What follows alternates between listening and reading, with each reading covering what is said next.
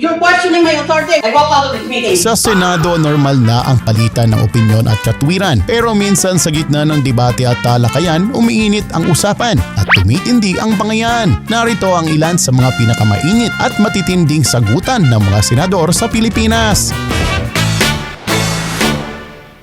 Sa unang eksena, Filipino time kay Senator Miriam ay tila hindi umubra matapos madat ng kulang pa ang mga dumalo. Kaya sa galit si Senator Miriam ay nag-alboroto. Is this a public hearing or is this a meeting of the committee? This is not a meeting of the committee. This is a public hearing. You mean to say after this proceedings, you shall still stay and have a meeting? Ay, may motion na eh. Kailangan po natin ng quorum. You're questioning my authority. I walk out of this meeting. You're adjourned. Go home.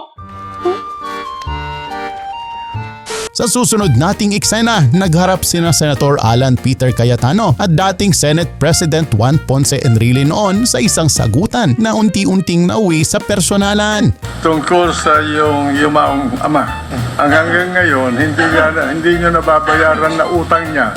37 million po. May I respond, Dahil Mr. President? If the Senate President wants to answer... Sagutin mo na para Yes. matapos. And yung naging issue yung pera. Ayun But ang I don't remember that he owes you 37 million because he worked, Mr. President, if I may finish, Mr. President. My father worked for every single centavo that he, and it's unfair for you to bring that up. Well, kung may record kayo, di pakita nyo, singilin nyo kami. Pinapakita ko sa'yo. Pero pinapakita ko rin sa iyo, Mr. President. Halika. May utang na loob din naman kayo, pero never ko naman siningil, di ba? Anong utang na loob ko sa inyo? Ano yung bahay Yung ninyo? bahay po namin, inutang po sa bangko at nabayaran po yan. At habang abala ang marami sa kanilang palitan ng akusasyon at kwentahan, may isang tanong na biglang sumingit sa usapan. Yung mga kahoy. saan Yan po galing? ba issue? Hindi ko po alam kung saan galing ang kahoy, Ikaw Mr. President. nag-umpisa dyan.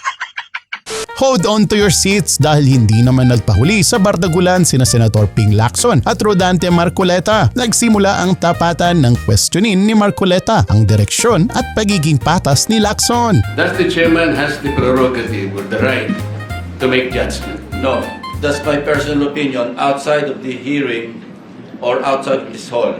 So don't question my opinion.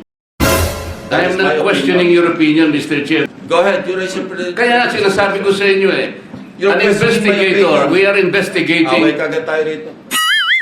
Contrary to the objectivity, sinasabi ko na sa'yo eh. Are you trying to steal the show? No. Oh my God! A few moments later. Why did you choose, for example, Bryce? That's my opinion. You cannot question my opinion. Outside of this hall, you cannot question my opinion. You also express your I opinion. am questioning your opinion because you are the chairman of this committee. Why are you so protective Yeah? of the Discayas? Why are you so protective? I am not protecting them. Sa susunod nating eksena, tila hindi magkatugma ang pananaw ni na Senator Alan Peter Cayetano at Senator Antonio Trillanes noon. Kaya naman ang simpleng palitan ng opinyon unti-unting nauwi sa iringan at tensyon. Find it really hard to appear in proceedings like this. Now, he is making request to ask questions. Yung mga Madam Chair. tumulong sa kanya. Yes, Madam Chair, I Let me understand finish, that. please. Madam I'm Chair, the chair just here. a point of order. I'm the chair here. Because my seatmate here is intimidating me.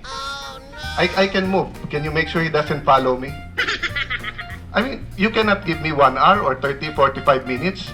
Samantalang lahat na, susunod ko nga ang tanong kung si Jose Rizal, si Duterte pa rin ang pumatay. Madam Chair, we have asked all of them. We have given them Go- enough go time. ahead, please. Madam Chair, can you stop? Just continue. Can Senator Trillanes stop talking to me? I mean, I don't want to talk to him, but he keeps talking to me. Senator, I will put this between us. so Senator that he Sani, will- can you please Madam Chair. transfer? So, Yes, to I will just transfer, Madam. avoid further... I will, Madam Chair. 15 minutes ago. Anong forma ang pinagsasabi mo? Ikaw ang hindi pumorma dito. Mali ka. Nasabihan niya ako na hindi ako papapurma. Ganito naman tayo. Ano ka? Hindi ba ba? Sabihan mo ako. Sabihan mo ako, hindi mo ako papapurma dito.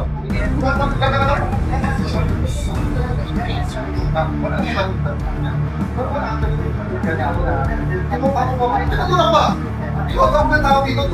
Hindi rin nagpahuli sa sagutan sina dating Senador Richard Gordon at Senador Antonio Trillanes. Pinadadaldal dito na hindi mo nalalaman. Mr. Chairman, you're out of order. Nagiging committee di absuelto ang Blue Ribbon Committee. I will move for your contempt then. I object. I object, Mr. Chairman. I made the objection. Mr. Chairman, you're not a one-man committee here. Committee di absuelto. Yes, nagiging committee de absuelto. Yes, yes, please do so. I welcome that. What objection? Regarding your irrational ruling and behavior as a chairman of this Blue Ribbon Committee. Excuse me. And I've always acted rationally. You've been doing a one-man show, a monologue for several hours. I believe that's not normal. And I will not answer you. You're out of order. Next in line sa ating listahan ang matinding tarayan at batuhan ng maanghang na salita sa pagitan ni na Senator Alan Peter Cayetano at Senador Nancy Binay. Chairman, what we're talking about building. Hindi mo trabaho. Ma'am, let's calm down. Meanwhile, Ma'am, ginugulo mo yung hearing wala namang kailangang magulo. Yan ang sinabit sa akin. So kung sasabihin mo mali, edi ano yung tamang number? Mr. Chairman, yan po ang sinabit sa akin. Diba ang Galing ng staff ko. pinag-uusapan natin ngayon, yung Yung to- side ng DPWH? Yes, and Anak ka ng pu. Anak ka ng pu. yan. And then 23, you're reacting to what Senator Escudero said na 23, which was submitted to us by the SCT, which were all your staff. Anak ka ng pu. Anak ka ng So ba't ka galit na galit sa akin ngayon na nire-review ko yung amount na yan? 15 buwan na sa mesa mo, hindi mo pala Wait, nire-review. Mr. Chairman, hindi ako nagagalit dyan sa amount na yan. Kanina ka pa galit na galit eh. Kasi di ba ang pinag-uusapan ngayon is magkano ba yung cost of construction of the building? Hindi, ang pinag-uusapan, total cost ng buong building. Wala namang bumibili ng bahay na hinahati-hati yung cost. Pag nagpapagawa ka ng bahay, hindi kasama yung bibili mong refrigerator tsaka TV as cost of the building. Di wala kang refrigerator. Ang dami mo nang inimbento sa media kung saan-saan mo na Wala pinala ko yung akong issue. iniimbento. Invento ka, naka-10 interview ka. Hindi mo man lang iniba yung question dun sa radyo. Lahat sila pare-pareho question, eksakto ka. Di halatang ikaw nagbigay ng question. Baka gawain mo yung nagbibigay sampung ng tanong. Yung 10 interview, eksakto lahat ng question. Coincidence, ang galing mo naman. Ikaw yung pumupunta sa media, sa radyo, kung ano-anong paninira, kung ano sinasabi mo sa akin.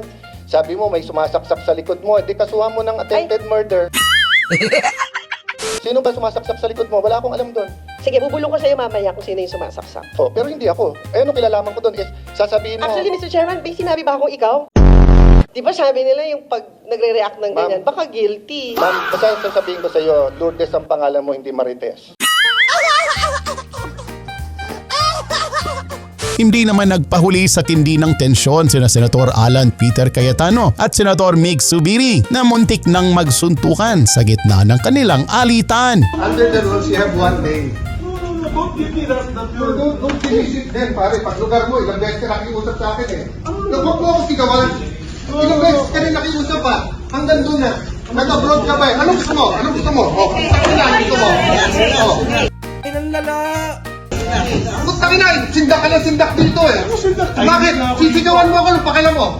Wala akong pakialam sa pumoto dun eh. Sinabi mo yun, Interest mo lang iniisip ko eh. ipapa-50, ano mo kami? Sabi ko sa'yo, sabi ko pare, baka pwede pakiusap.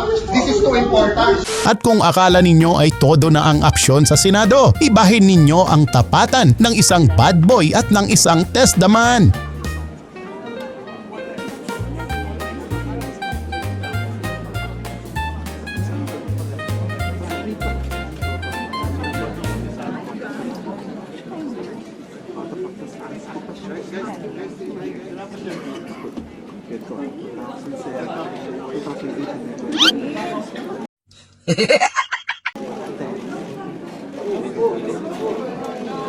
a few moments later.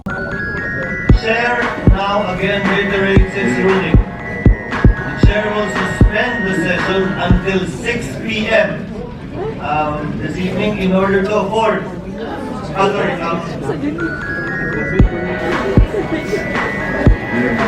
Kung akala ninyo ay tapos na ang aksyon sa Senado, nako hindi magpapahuli ang tapatan ng isang action star at asawa ng megastar. Walang iba kundi sina Senator Robin Padilla at Senator Kiko Pangilinan sa kanilang girian matapos na masigawan ang bad boy ng bayan. Paano natin pag-uusapan yung ibang... And for the record, Mr. President, I still have the floor. I still have the floor.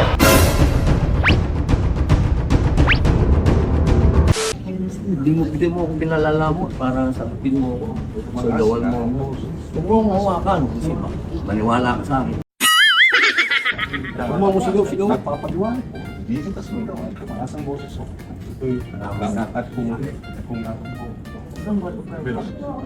di ba ito tinakot? Ako ba nang takot? Ako nang takot sa'yo. Ikaw nga naninigaw. Ikaw ang naninigaw, ako nanakot. Huwag kayo iiyak. At dito na nagtatapos mga eksenang hitik sa kaganapan. Sa ating paghahanap, good vibes ang natagpuan. Kaya huwag kalimutang mag-subscribe at mag-like para laging updated sa mga kwelang eksena. Hanggang sa muli mga tropa!